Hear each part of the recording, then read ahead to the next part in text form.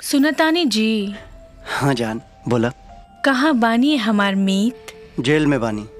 हाँ, हे भगवान, ठीक तो बानी नू? तोहरा रहते कुछ हो सकेला का? ऐसन का हो गई कि जेल में पहुंच गई नी? वो है अर्जुन की करनी के सजा भोगतानी। हमार याद नहीं क्या आवत? अरे भुलैले कब बानी तोहरा के। ए जी, रउआ के देखेला मन बहुत तरसता। खाली देखेला? प्रेम पूजा करे खातिर भी। अच्छा, आ जाए का? अब ऐसे बोल के तड़पाई मत। जल्दी से आ जाई।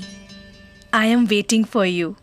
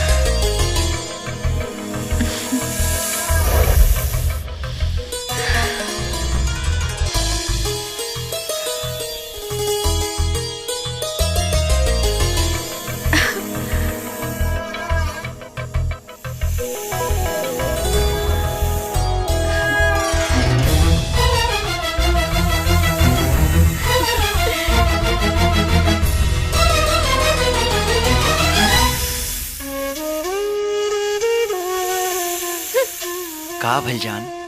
अरे बोला ना। का जी, हम ना बुलौलो रहती तो वो आईती नहीं ना? कहीं ऐसा तो नहीं खे कि राउर दिल कहीं और लाग गइल बा? हमार दिल तो तोहरा होठ पा गइल बाटे। आज तमे होठ के चूस ले।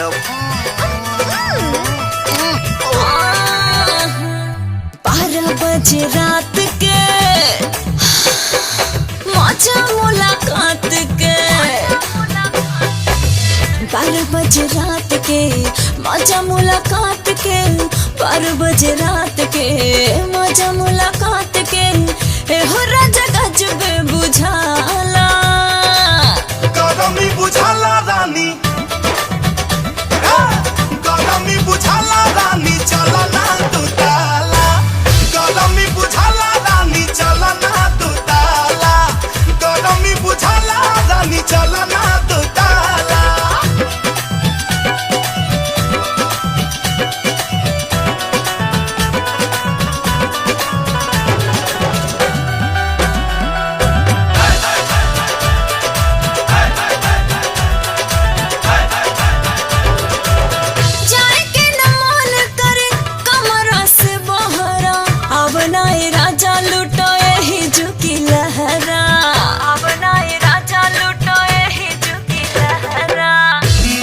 खराब गुल्ही करता बसेना, करे खातिर लोभ इंतजाम कर दबेना। कुछ देर खातिर गर्मी के काट सजा। नस खुला कर दरवाजा। बाहरी से लागल बाटे ताला। गरमी बुझाला रानी। अच्छा गरमी बुझाला रानी, चला ना तू ताला। गरमी बुझाला रानी, चला ना तू ताला। गरमी बुझाला रानी, चला ना तू ताला।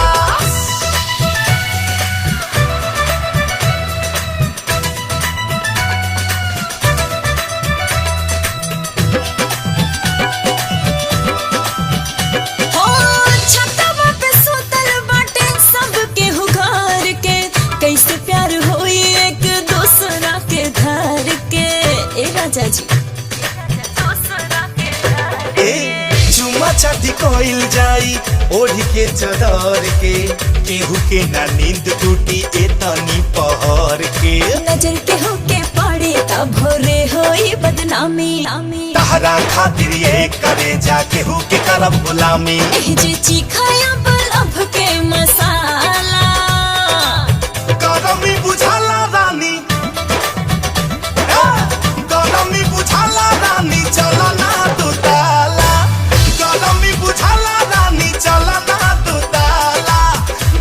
गरमी बुझाला रानी चला ना तू